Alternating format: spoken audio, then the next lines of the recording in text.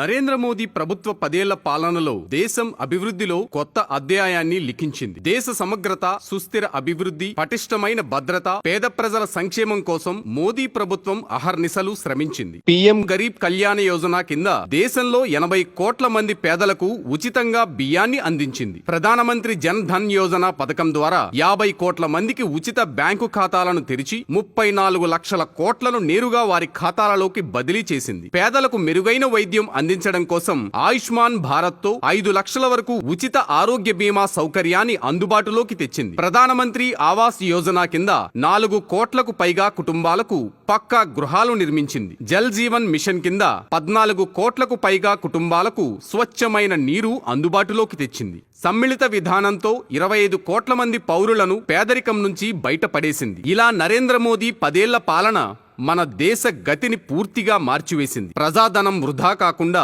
పెట్టిన ప్రతి పథకం అట్టడుగు స్థాయి పౌరుని వరకు చేర్చింది.